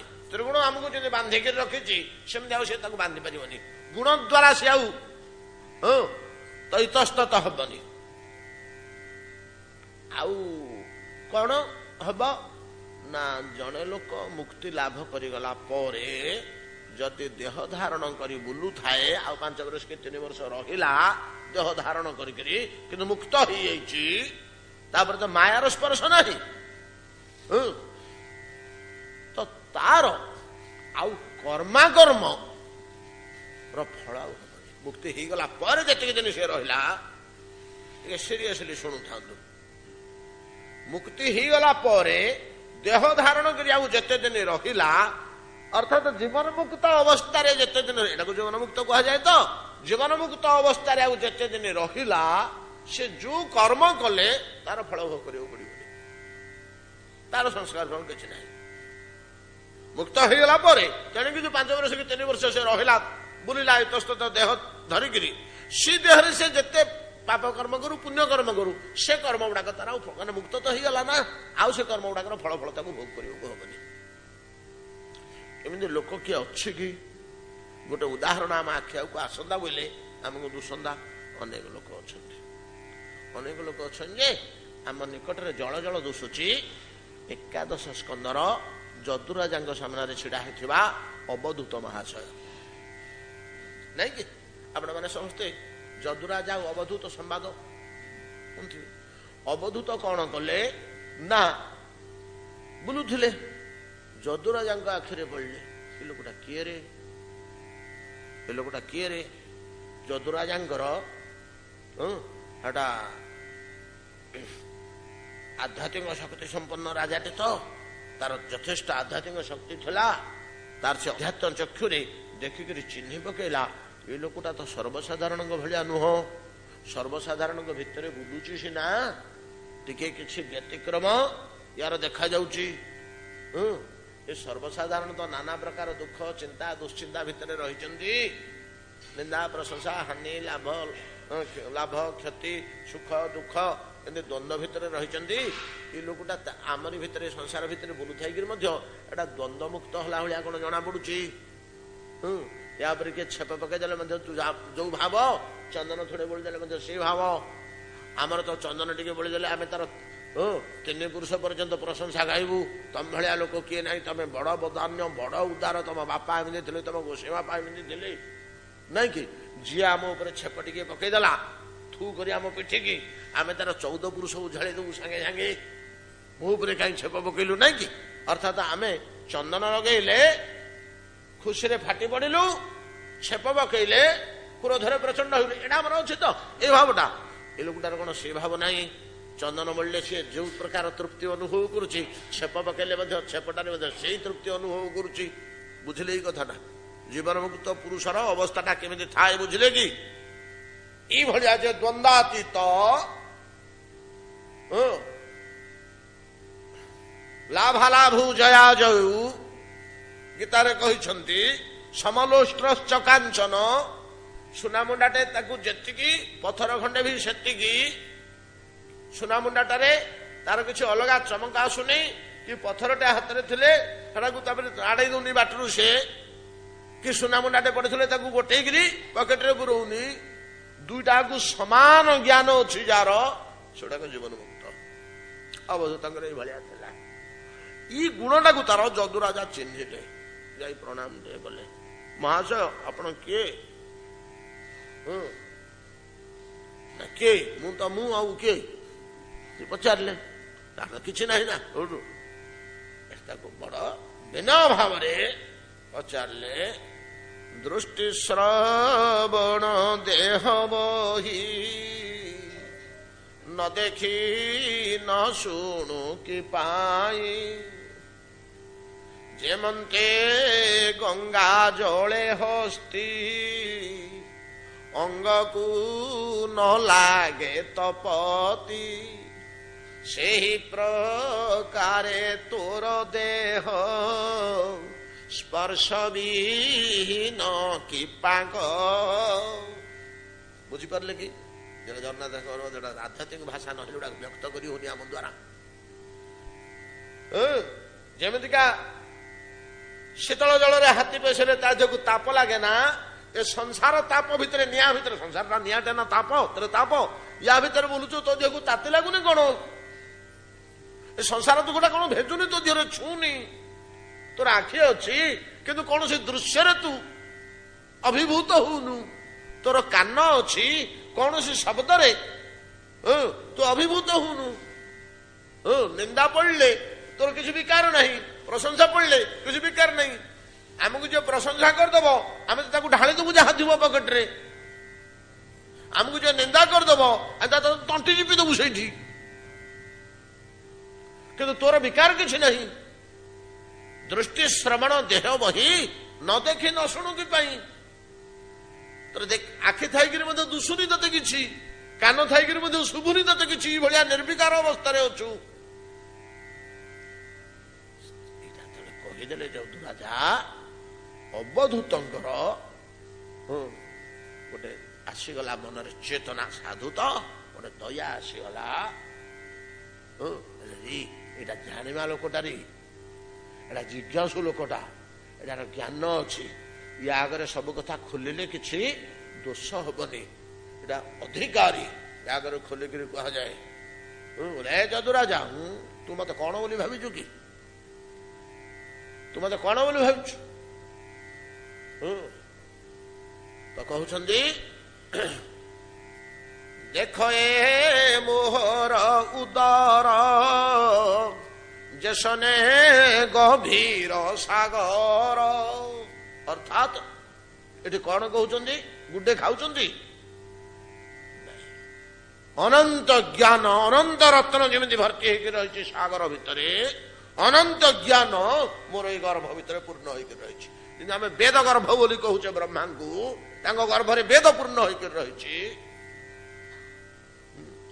କୋଉଠୁ ପାଇଲ ତମେ ଏଇ ଜ୍ଞାନ? ତମର ଏମିତି ଅବସ୍ଥା କେମିତି ହେଲା? ଖୋଲିକିରି କହିଦେଲେ ଏବେ ହୋ ଶୁଣ ଯଦୁବୀର, ଅନେକ ଗୁରୁ ଛନ୍ତି ମୋର। ମୁଁ ଗୁରୁ ମାନଙ୍କଠୁ ଶିଖିଛି। ମହାପ୍ରଭୁ ଗୋଟେ ତ ଗୁରୁ କରିବା କଥା ଆମ ଶାସ୍ତ୍ର କହୁଛି, ତମର କେତୁଟା? ମୁଁ ଏ ପର୍ଯ୍ୟନ୍ତ 24ଟା କରିଛି, ଆଉ ଆଗକୁ କେତୁଟା ହବ କେଜାଣି? କିଏ କିଏ ତମ ସବୁ ଗୁରୁ? ଆରମ୍ଭ କଲେ ଗୋଟି ଗୋଟି କରି, ଆଉ 24ଟା ଗୁରୁ କଥା କହିଛନ୍ତି। କୋଉ ଗୁରୁଠୁ କଣ ଶିକ୍ଷା ହେଇଛି? କୋଉ ଗୁରୁଠୁ କଣ ଶିକ୍ଷା ହେଇଛି? ଯାହା ବହୁତ ବର୍ଣ୍ଣନା କରି କହେ ଏ ଅବଧୂତ ବର୍ତ୍ତମାନ କି ଅବସ୍ଥାରେ ଅଛନ୍ତି ନା ନିର୍ବିକାର ଅବସ୍ଥାରେ ଅଛନ୍ତି। ଜୀବନ ମୁକ୍ତ ଅବସ୍ଥା ଏଇଟାକୁ କୁହାଯାଏ। ମୁକ୍ତ, ସଂସାରର କୌଣସି ପ୍ରଭାବ ତାଙ୍କ ଉପରେ ନାହିଁ, ସଂସାରର କୌଣସି ଦୋଷ ତାଙ୍କୁ ସ୍ପର୍ଶ କରୁନି, ସଂସାରର କୌଣସି ପ୍ରଭାବ ତାଙ୍କୁ ଛୁଇଁ ପାରୁନି। ଅଛ ଦେହଟେ ଅଛି ବୁଲୁଛନ୍ତି। ଅବଶ୍ୟ ଇଏ ଜଣେ ସାଧକ ନୁହନ୍ତି। ଏ ଯୋଉ ଅବଧୂତ ମହାଶୟ ଏକାଦଶ ସ୍କନ୍ଧରେ ଆମେ ଯାହାଙ୍କ କଥା ଶୁଣୁଛେ, ଭାଗବତରେ ୟାଙ୍କ କଥା ଦି ଜାଗାରେ ଆସୁଛି। ପ୍ରହ୍ଲାଦ ପ୍ରସଙ୍ଗରେ ଗୋଟେ ଥର ପାଇବେ ୟାଙ୍କରି ବିଷୟ, ପ୍ରହ୍ଲାଦ ପ୍ରସଙ୍ଗରେ ଗୋଟେ ଥର ପାଇବେ, ଆଉ ଗୋଟେ ଜାଗାରେ ପାଇବେ ଏକାଦଶ ସ୍କନ୍ଧରେ ଡିଟେଲ। ପ୍ରହ୍ଲାଦ ଯେତେବେଳେ ରାଜା ଥିଲେ, ତାଙ୍କ ମନ୍ତ୍ରୀ ମାନଙ୍କ ସହିତ ଅରଣ୍ୟରେ ବୁଲୁଥିଲେ, ଅବଧୂତଙ୍କୁ ଦେଖିଥିଲେ। ଅବଧୂତଙ୍କୁ ଦେଖିକିରି ୟାଙ୍କ ଅବସ୍ଥାଟାକୁ ସେତେବେଳେ କିଛି ବର୍ଣ୍ଣନା କରାହେଇଛି। ଏ ଲୋକଟି କିଏ ହୋ? ଆଜ୍ଞା ଏଇଟା ଗୋଟେ ଭଗବାନଙ୍କର ଅବତାର। ଏଟା ଆମ ଭଳିଆ ମଣିଷ ଜଣେ ସାଧନା କରି କରି ଜୀବନ ମୁକ୍ତ ହେଇଛି ତା ନୁହଁ, ସେ ମୂଳୁ ମୁକ୍ତ। ଭଗବତ ଅବତାରଟେ ତ କଣ, ଦତ୍ତାତ୍ରେୟ। ଇଏ ଦତ୍ତାତ୍ରେୟଙ୍କର ଅବତାର। କାହିଁକି ଏମିତି ବୁଲୁଛନ୍ତି ନା ଜୀବନ ମୁକ୍ତ ଅବସ୍ଥାରେ ଏଇଭଳିଆ ଜୀବ ବିଚରଣ କରେ। कौन सी व्यक्ति जदि जीवन मुक्त अवस्था प्राप्त हुए तार गतिविधि चाली चण से भाया हुए मुनि ऋषि और समाज को देखवाई ये अवस्था लोके देखु जानतु जीवन मुक्त बोले कौन सहजरे चिन्ह हेनी जानी हेनी ये अवस्था को जीवन मुक्त कहुए।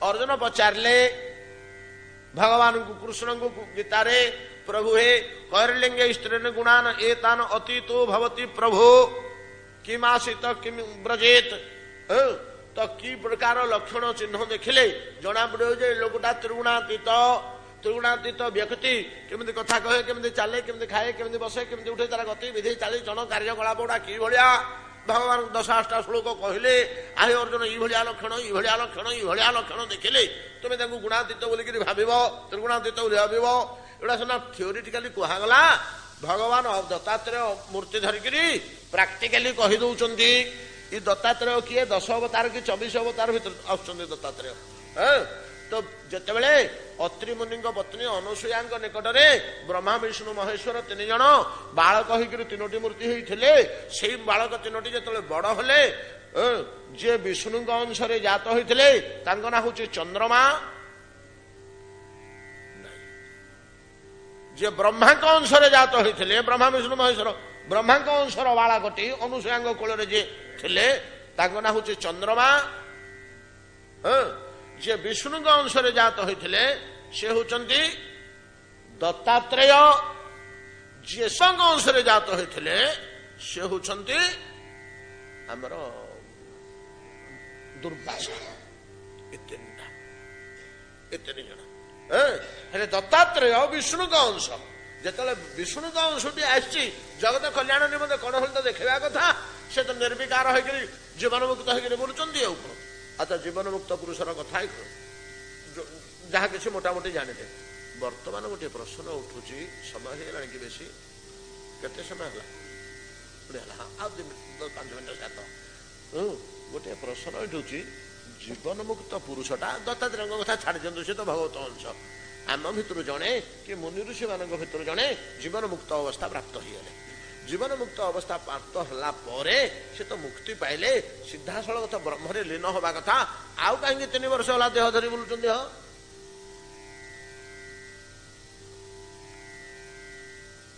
ते प्रश्नटा को चिंता करंतु गोटे लोक मुक्त होगला मोक्ष पाइगला तो ब्रह्मरे विलीन हो नहीं सी तार जीवात्मा ब्रह्मरे विलीन हो देहटा पंचमहाभूत मिल आमर जमी देहटा पंचमहाभूत मिल दूची आमको पोड़ू कि पोतंतु पंचमहाभूत मिसी जाऊनि कि पंचमहाभूत देहटा तैयारी तो माटी अंशटा माटी मिशीगला वायु अंशटा वायु जल अंशटा जल आकाश अंशटा आकाश तेज अंशटा तेज मिशीगला पंचमहाभूत संगृहित होता तो पुणी पंचमहाभूत मिलगला कम तुटला ये हूँ आम देहर अवस्था ये तो देहटा पंचमहाभूत मिल जाता जीवात्मा जाकि ब्रह्मरे विलीन हो जाता काम तुटला से मोक्ष पाइला यहाँ तो हूँ मोक्षर कथा आउ देहटा तार अच्छी कहीं बुलूची कहीं 3 वर्ष है दत्तात्रेय बुल्ला भाया अनेक जीवन मुक्त पुरुष आम पाइबा अनेक जीवन मुक्त पुरुष पाइबा वेद उपनिषद ओ पुराण प्रभृति घांटा अनेक जीवन मुक्त पुरुष पाइबा जीवन मुक्त अवस्था से 2 वर्ष कि 3 वर्ष कि 5 वर्ष पर जाई ब्रह्मरे लीन होउची 2 वर्ष कि 3 वर्ष कि 5 वर्ष बुलुची ब्रह्मांड रे अवश्य मुक्त अवस्था रे बुलुची जेतले बुलुची से मुक्त अवस्था रे बुलुची आम भलिया माया बंधन अवस्था नहीं माया मुक्त अवस्था रे बुलुची किंतु काई की बुलुची कर्म फल बाकी अच्छी बोली बुलुची मोक्ष पाइला परे मध्य जेतक कर्म करिथिला फल भोग हेनी सेतक भोगी सारिले ब्रह्मरे विलीन हब मोक्ष पलि आसला मिलगला ये अवस्था को जीवन मुक्त बोली कहा जाए बुझीपारे ना मोक्षटा आसी पहुंचीगला मुक्ति आसिक पहुंचीगला निज साधन बल हो कि भगवत कृपा बल हो केमती कौन हो मुक्त होगला संसार छुईलानी किंतु पूर्व जो कर्म रही से कर्मटा संपूर्ण भोग न कि बाकी रही से भोग बाकी थिबा कर्म तक संपूर्ण फल भोग सरला पर्यंत कर्म बीज सर हेले आमर कौन जितेक समय दुख सुख भोगुचे आमर कौन कलम फल सरनी कि आमर मध्य सरुचे ना सरनी आम पैसा संचय करते जमी खर्च करदे सरी सरी जाऊँगी सेमती आम जो कर्म करे बर्तमान जो दुख सुख दुख सुख दुख सुख जीवन में केतले सुख पड़ी आसे केतले दुख पड़ी आसे चलुचे आ से कर्म गुड़ा क्षय होची ना कर्म गुड़ा क्षय होची जे आम चंडाले दुर्बुद्धि करचु सी खर्च हला बेलू फेर आम लोड कर दउछु ता ऊपर नुआ कर्म करी एका सहित झगड़ा कलु कार चोरीटे करदेलु कोटी बदमाशटे करदेलु काउ कौटे कहीदेलु कोटी कौन गोटे खर्चमट करदेलु कोटी गोटे मंद कर्मटे करदेलु कि ना दान खैरात करदेलु सतकर्म हो कि असतकर्म हो नुआ कर्म तापर लोड हो जाऊँगी सारा खर्च हबारे चलती आम नुआ भर्ती करुचु जीवन आग गुड़े कर्म करूनु कि लोभ मोह काम क्रोधरे पड़िकी से कर्म गुड़ाक मिसी जाऊँगी जीवन मुक्त पुरुषर कौन होची ना सी जहाँ कले लोड हेनी से जो मायार मुक्त होगा तापर तो कर्मर प्रभाव नहीं किंतु पूर्वर स्टक गुड़ाक न सरला पर्यंत से देह धारण कर बुलुथुव यहाँ हूँ जीवन मुक्त अवस्था ए पर्यंत से थाए जो सबुतक कर्म तार लुप्त हो लोप पाई से ब्रह्मरे विलीन हो मुक्ति पाईगला किंतु कर्मफल भोग करुछि ब्रह्मरे विलीन होउनी ए जो पीरियड टा आ नुआ कर्मर प्रभाव ना स्टोर को जाऊनी मुक्ति हो गला परे ए जो पीरियड टा ए पीरियड को जीवन मुक्त अवस्था कहा जाए ठीक अच्छे आम बुझीगले सब जिन अच्छा जदि या कथा ताहले मुख्यामृत मिलला परे मध्य कलमश क्षय हो नाही कलमश तो रहा 3 वर्ष कि 5 वर्ष बुलला कौन बुझिपारे ना पातंजल योग दर्शन आप देखिए जीव जो समाधिस्थ होगा से तो योग साधन कथा नहीं कि तो योग साधन कथा जम नियम आसन प्राणायाम पार होकर जो योग को गला एगुड़ा योग नुह एगुड़ाक योग नुहे योगटा अष्टांग नहीं कि प्रथम 4टा योग नुहे प्रथम 4टा प्रस्तुति जम नियम आसन प्राणायाम ये 4टा हूँ प्रस्तुति योग पेंगी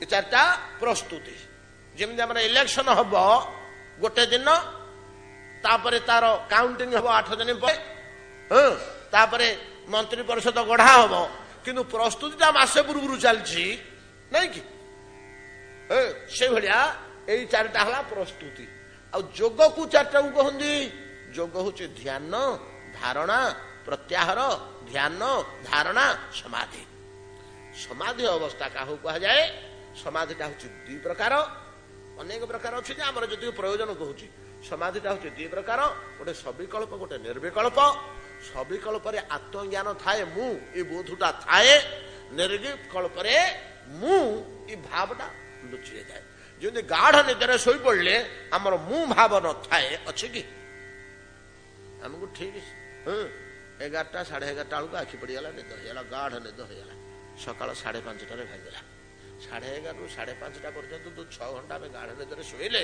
से मु ज्ञान अच्छे कि मु ज्ञान ना कौन से ज्ञान आमर ना ये अवस्था आसिले सेटा हला निर्विकल्प समाधि किंतु समाधि रे बसची इंद्र गुड़ा किसी काम करनी गाड़ी में बसिक ढोलौचे खाली ढोलौचे मु ज्ञानटा अच्छी आवे के आखि कान नाक किसी के काम करना आखि टे पड़ जाइए किंतु मु ज्ञानटा अच्छी एमती अवस्था सविकल्प समाधि निर्विकल्प समाधि गले सब सविकल्प समाधि फेरी जाती सविकल्प समाधि फेरी जाती निर्विकल्प समाधि कहीं जापारते निर्विकल्प समाधि जब वर्ष 2 वर्ष बसीगला ताले से ब्रह्मलीन हो इे आसबनी यहाँ हूँ योगर नियम पातंजल कहते गोटे लोक निर्विकल्प समाधि बसीगला प्राप्त होगला निर्विकल्प समाधि आसीगला तापर तार जीवात्मा परमात्मा विलीन हो कथा आउ देह को फेरी आसवा कथा नुह देहटा से 25 डिग्री मिलिक पानी फाटी जावा कथा किंतु जदि कर्मफल भोग बाकी थिब बोले से निर्विकल्प समाधि किसी दिन बसब सहजरे विलीन हबनी कर्म फल गुड़ाक क्षय होगले जाई विलीन हम ये पातंजल गोसाई तमें बड़ पंडित बोली जहाँ कहले आम शुणु कि सी तो गुंफा भितर समाधि बसची उठुनी कि चाहूनी कि बोलुनी कि किछि करूनी କିଛି କରୁନି, ତାର ଆଉ କର୍ମଫଳ ଭୋଗ କେମିତି ହବ? ସେ ଯଦି ବୁଲୁଥାନ୍ତା, ଚାଲୁଥାନ୍ତା, ଗୋଟେ ଗାଳି ଶୁଣନ୍ତା, ଗୋଟେ ଝୁଣ୍ଟନ୍ତା, ଗୋଟେ ପଡନ୍ତା, ଗୋଟେ ନାରୀ ପିଲା କହୁଛି, ତାର ମଧ୍ୟ କର୍ମଫଳ ଭୋଗ ହଉଛି। ନିର୍ବିକଳ୍ପ ସମାଜରେ ବସିଥିବା ଲୋକର ମଧ୍ୟ କର୍ମଫଳ ଭୋଗ ହଉଛି। ଆଜ୍ଞା କେମିତି ହଉଛି ନା, ଯୋଉଠି ସିଏ ବସିଥିଲା ସମାଧିରେ ବସିଥିଲେ ତ 6 ମାସ, ବର୍ଷେ, 2 ବର୍ଷ, 3 ବର୍ଷ ଏମିତି ବସନ୍ତି ଯୋଗୀ ମାନେ। ସେଠି ଗୋଟେ କଣ୍ଟା ଗଛଟେ ଉଠିଲା, ତାର ଗୋଟେ ଗଛଟେ ବାଥିଲା, ତାର ଗୋଟେ ଡାଳ ଆଡକୁ ବଢୁଛି, ବଢି ବଢିକିରି ଦେହ ଆଡକୁ ଆସିଲା, ଏଡିକି ଏଡିକି କଣ୍ଟା 10ଟା କି 15ଟା ତା ଦେହରେ ଫୁଡି ହେଇକି ରହିଛି। ଆଉ ବଣରେ ଗଛ ତାର ସେ ଉଠିବନି କି ଗୁମ୍ଫା ଭିତରେ? ଇଏ ତ ବସିଛି, ଗଛ ଡାଳୁଟା ଯେତିକି ଯେତିକି ବଢୁଛି, କଣ୍ଟାଟା ବଢିକିରି ମାଂସ ଭେଦିକିରି ପଶୁଛି ତା ଦେହ ଭିତରେ, ସେ ପୀଡାଟା ତାକୁ ସମୟ ସମୟ ଜଣା ପଡୁଛି। କିନ୍ତୁ ସମାଧିସ୍ଥ ଅବସ୍ଥାରେ ଥିବାରୁ ନିଶା ଖାଇଲା ଭଳିଆ କଷ୍ଟଟା ହଉଛି, କିନ୍ତୁ ସମାଧି ଛାଡିକିରି ସେ ଉଠୁନି। ଯୋଗୀ ସେ ସହଜରେ ଉଠିବ କି? ଆଉ କେମିତି ଭୋଗିବ? ହଁ ଗୋଟେ କଥା ବୁଝିଲୁ, ଡାଳର କଣ୍ଟା ଫଣ୍ଟା ଫୋଡି ହେଇକିରି ଗଛ ବଢିକିରି 4-6 ମାସ ସିଏ ଗୋଟେ ବାଟ ହେଲେ ତ ଦୁଃଖ କିମ୍ବା ସୁଖ ଭୋଗ ହବା କଥା। ଆଉ କଣ କର୍ମଫଳ କ୍ଷୟ ହବା ପାଇଁ କି? ଆଉ କଣ ଆଉ କେମିତି ଭୋଗ ହଉଛି ନା? ଆଉ କେମିତି ଭୋଗ ହଉଛି ବୋଲେ, ଗଛ ମୂଳେ ବସିଥିଲା, ବସିଛି ସମାଧିରେ, ସେ ଗଛରୁ ଗୋଟେ ଡାଳୁଟେ ଭାଙ୍ଗିଗଲା, କୋତରା ହେଇକିରି ଥିଲା, ତା ଉପରେ ମାଡି ହେଇକି ପଡିଲା, କାନ୍ଧୁର ହାଡୁଟା 2 ଖଣ୍ଡ ହେଇଯାଇଛି, ସେ ପୀଡାଟା ଭୋଗ ହଉଛି, ବସିଛି ସେଠି ସମାଧିରେ, କର୍ମଫଳ ଭୋଗ ହେଲା। ଆଜ୍ଞା ଆଉ କେମିତି ହଉଛି ନା, ଗୋଟେ ବିଛାଟେ ସେଠି ଘର କଲା, ତା ପିଲା ଛୁଆ ଧରି ଏଡିକି ବଡ ହୁଙ୍କା ତା ପିଠି ପଟକୁ ଅଣ୍ଟା ପଟକୁ କରିଛି, ସେମାନେ ବୁଲୁଛନ୍ତି ଚାଲୁଛନ୍ତି, ପିଲା ଗୁଡାକ ଫୋଡି ଦଉଛନ୍ତି ତା ଦେହକୁ। କଣ ବୁଝିପାରିଲେ ନା? ଏମିତି ଅନେକ ଗୁଡିଏ କାରଣ ପାତଞ୍ଜଳ ଦେଖେଇଛନ୍ତି। ସମାଧିସ୍ଥ ହୋଇ ମୋକ୍ଷ ହେଇଗଲା ପରେ ମଧ୍ୟ ଯଦି କର୍ମଫଳ ବାକି ରହୁଛି, ତାହେଲେ ଏଇ ପ୍ରକାରରେ ଦୁଃଖ ଗୁଡାକ ଭୋଗ ହୋଇ ଯେତେବେଳେ କର୍ମଫଳ ତକ ସବୁ କ୍ଷୟ ହେଇଯିବ, ସେ ବ୍ରହ୍ମରେ ମିଳିଯିବ, ଦେହ ପଞ୍ଚଭୂତରେ ମିଳିଯିବ। ଯେତେ କାଳ ପର୍ଯ୍ୟନ୍ତ କର୍ମଫଳ ବାକି ରହିଛି, ସେ ଯୋଗ ସମାଧିସ୍ଥ ହେଲେ ମଧ୍ୟ, ବ୍ରହ୍ମଜ୍ଞାନ ଯୁକ୍ତ ହେଲେ ମଧ୍ୟ, ଏମାନେ କେହି ହେଲେ କର୍ମଫଳକୁ କ୍ଷୟ କରିପାରୁନାହାନ୍ତି। ତାର ଯାହା ଭୋଗ କରିବାକୁ ଅଛି ଭୋଗ କରିବ, ଶ୍ୟାମ ସୁନ୍ଦର। ଅତଏବ ମୋକ୍ଷାମୃତର କଳମସ କ୍ଷୟ ହଉନି, ସ୍ୱର୍ଗାମୃତର ତ କଥା ଛାଡନ୍ତୁ, କଳମସ ବଢିବାରେ ଲାଗିବ, କିନ୍ତୁ ତବ କଥାମୃତ ଅକ୍ଲେଶରେ ଏ କର୍ମ କଷାୟକୁ କ୍ଷୟ କରିଦିଏ। କଥାମୃତ କିପରି କର୍ମଫଳ ଓ କର୍ମ ବୀଜ, କର୍ମ ସଂସ୍କାରକୁ ଦୂର କରେ, କଥାମୃତ। ଆସନ୍ତା କାଲି ଆଲୋଚନା କରିବା ସମୟ